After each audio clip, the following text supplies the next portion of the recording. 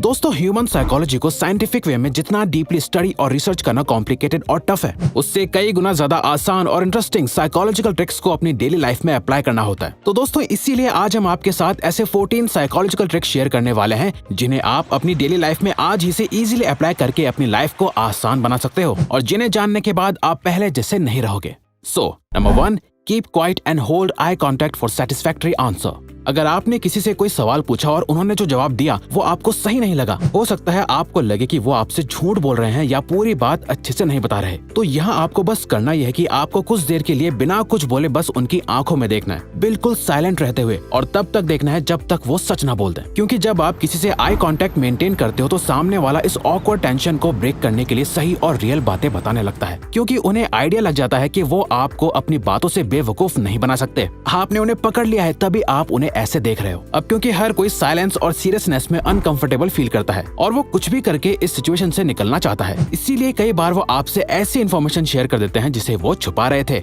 Yon to find out who is watching you.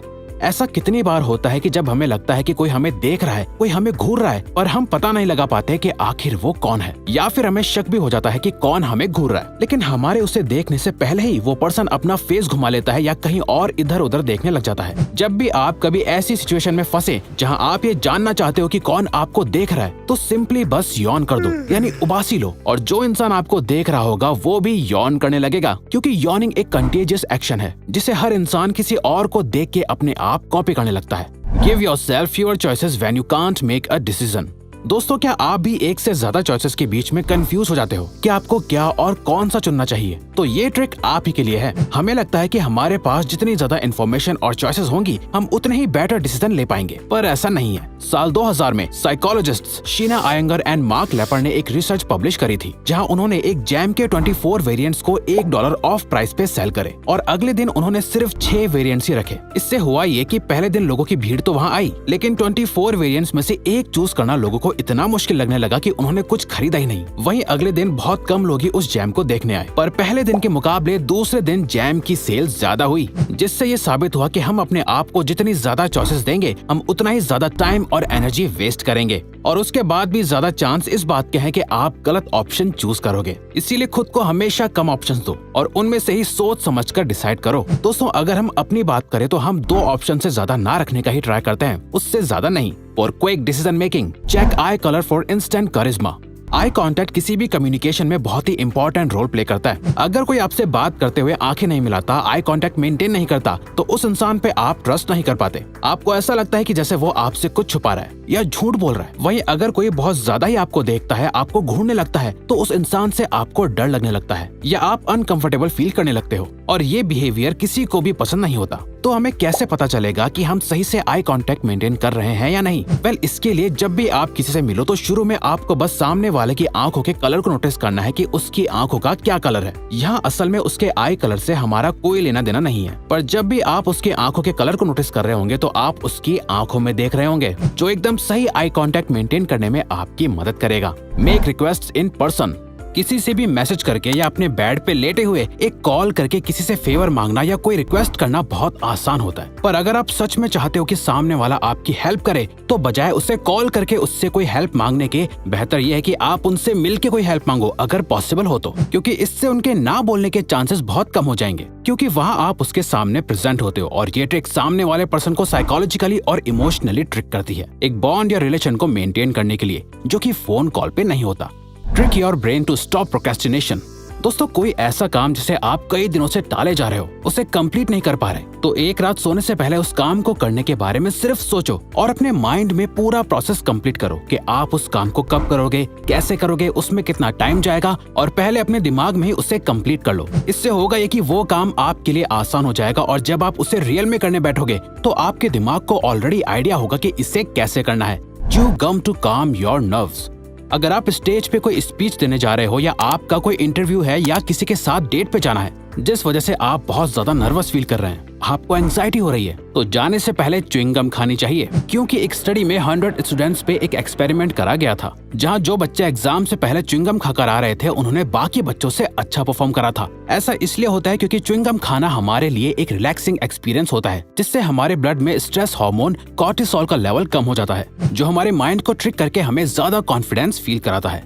Eliminate haters by asking for a small favour. अगर आपको ऐसा लगता है कि कोई पर्सन आपको पसंद नहीं करता या आपको हेट करता है और आप इस हेट को अपनी लाइफ से निकालना चाहते हो, तो उसके लिए आप दो चीजें कर सकते हो। या तो आप उस इंसान को ही अपनी लाइफ से निकाल दो या उसके हेट को खत्म कर दो। और इसके लिए इस साइकोलॉजिकल ट्रिक का यूज करो। उस पर्सन से कोई भी छोटा सा फेवर मांगो, जैसे सिंपली एक पेन मांगना। अब अगर वो आपको बहुत ही ज्यादा हेट करता होगा तो वो आपको सीधा मना कर देगा, या अगर वो पर्सन आपको पेन देता है तो इससे वो अपने दिमाग में आपके लिए परसेप्शन को चेंज करने लगेगा। वो आपके बारे में सोचेंगे कि आप शायद इतने भी बुरे नहीं हो जितना उन्हें लगता है, तभी तो आपने उन्हें फ्रेंड समझ के उनसे हेल्प मांगी। Trick yourself into a good mood. दोस्तों, अगर कभी आप थोड़ा लो फील कर रहे हैं, आपको कुछ भी अच्छा नहीं लग रहा और आपका मूड भी खराब हो रहा हो, तो सिंपली एक स्माइल करने से आप अपने ब्रेन को ट्रिक करके ये फील कराओगे कि आप एक अच्छे मूड में हो। क्योंकि हमारी बॉडी ऐसी बनी हुई है जहाँ हमारी बॉडी के अंदर की चीजें या इमोशंस हमारी बाहर की लाइफ को अफेक्ट करते हैं, वैसे ही हम बाहर से कैसा फील करते हैं हमारी बॉडी भी उसी हिसाब से बिहेव करती है। आप चाहो तो अभी एक स्माइल करके देखो और उस स्माइल को 5 सेकंड्स तक होल्ड करके रखो, आपको इमीडिएटली अच्छा फील होने लगेगा। Right away your worries.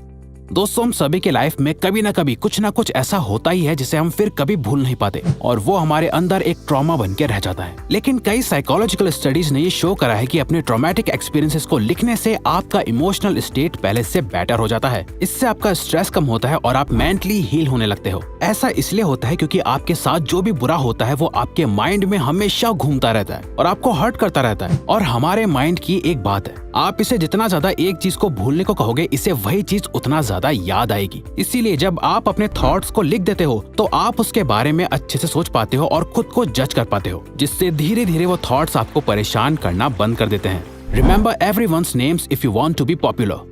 अगर आप लोगों के बीच पॉपुलर होना चाहते हो, आप चाहते हो कि आपके कलीग्स, आपके फ्रेंड्स और लोग आपको पसंद करें, तो अब से आप जिनसे भी मिले उनके नाम याद रखो और नेक्स्ट टाइम उन्हें उनके नाम से बुलाओ, अगर वो आपसे छोटे या आपके बराबर के हैं। क्योंकि आप सबको या अपने से बड़ों को तो उनके नाम से नहीं बुला सकते, पर नॉर्मली सोशलाइज करते वक्त लोगों को उनके नाम से बुलाना आपका एक अच्छा इंप्रेशन बिल्ड करता है, क्योंकि हर किसी को अपना नाम सुनना सबसे अच्छा लगता है और जब आप उनका नाम बोलते हो तो वो इंस्टेंटली स्पेशल फील करने लगते हैं। Count to 5 and get things done.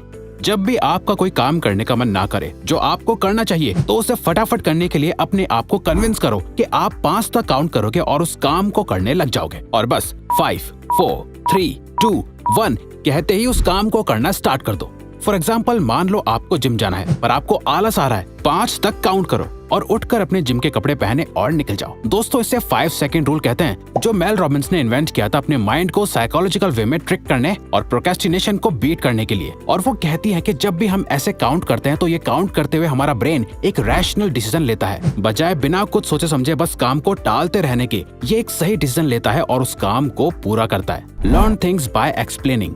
कोई भी चीज सीखने का या उसे याद रखने का सबसे बेस्ट तरीका है उसे किसी और को समझाओ, क्योंकि जब भी हम कोई नई चीज सीखते हैं तो हम कई सारी नई इन्फॉर्मेशन अपने ब्रेन में डालते हैं और कोई भी नई चीज को समझना हमारे ब्रेन के लिए बहुत कॉम्प्लिकेटेड होता है। वहीं जब हम इस कॉम्प्लिकेटेड चीज को किसी और को सिखाते हैं, उसे एक्सप्लेन करते हुए हम खुद चीजों को सिंपल करने लगते हैं, जिससे वो हमारी मेमोरी में और भी स्ट्रांग हो जाता है। Use colours to be more productive. आप जहाँ बैठकर काम कर रहे हो वहाँ का एनवायरनमेंट कैसा है, वहाँ की दीवारों का कलर कैसा है, ये आपकी प्रोडक्टिविटी को बहुत हद तक अफेक्ट कर सकता है। और मॉडर्न साइकोलॉजी के अकॉर्डिंग अगर आप अपने आसपास एक प्रोडक्टिव एनवायरनमेंट क्रिएट करना चाहते हो तो आपको अपने आसपास ब्लू कलर का सबसे ज्यादा यूज करना चाहिए। इनफैक्ट ब्लू और ऑरेंज कलर न ही आपको ज्यादा प्रोडक्टिव बनाता है बल्कि आपके मूड और इमोशंस को भी बैलेंस रखता है। तो अगर आपको ये वीडियो अच्छी लगी तो वीडियो को लाइक और चैनल को सब्सक्राइब करके हमें सपोर्ट करो और बेल नोटिफिकेशन ऑन कर लीजिएगा ताकि आप आने वाली वीडियोस मिस ना कर पाओ। Thank you for watching.